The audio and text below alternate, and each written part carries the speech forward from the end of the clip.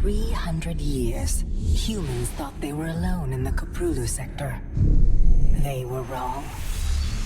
The Zerg emerged, seeking to consume all in their path, and before long, the Protoss, a highly advanced alien race, began wiping out infested worlds, burning Zerg and Terran alike.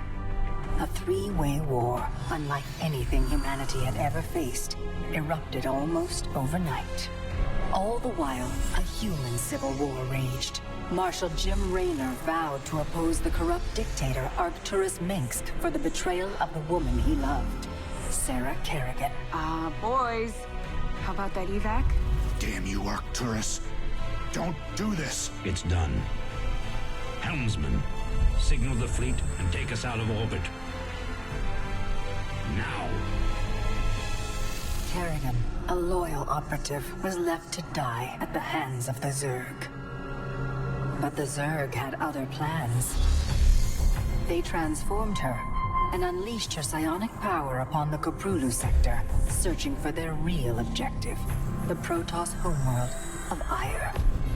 The Protoss were unaware of this danger and slow to respond.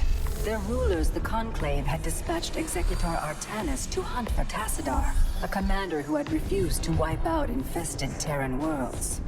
They crossed paths with a Dark Templar mystic, whose kind was considered heretics by the Conclave.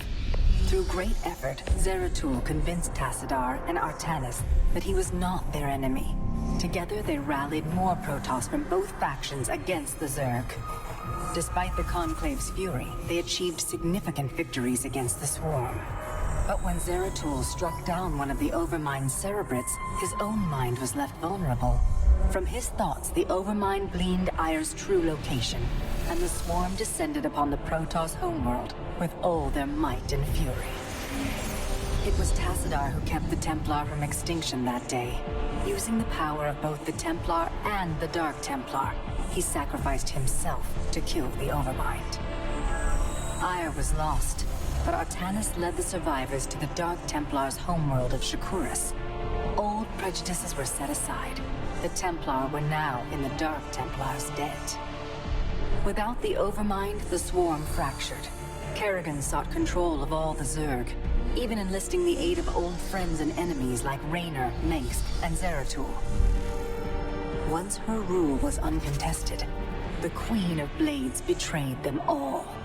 Billions of humans and Protoss were killed. The Zerg stood unchallenged, but to the relief of all, the war seemed to end there.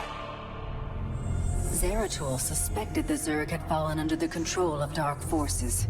He uncovered prophecies stating that an ancient entity, Amon, was attempting to merge Protoss and Zerg lifeforms into an unholy hybrid, and that this evil might already have control of Kerrigan and her power. It was during this time that Executor Artanis, hailed as a hero, was made leader of both the Templar and the Dark Templar. As Hierarch, Artanis united both factions and promised to one day reclaim the glory they had lost on Ire. But such unity is only a dream for Jim Raynor. Mengsk still rules, and Raynor's small rebellion has counted for nothing against the Dominion's propaganda machine. Perhaps it is time for a new strategy.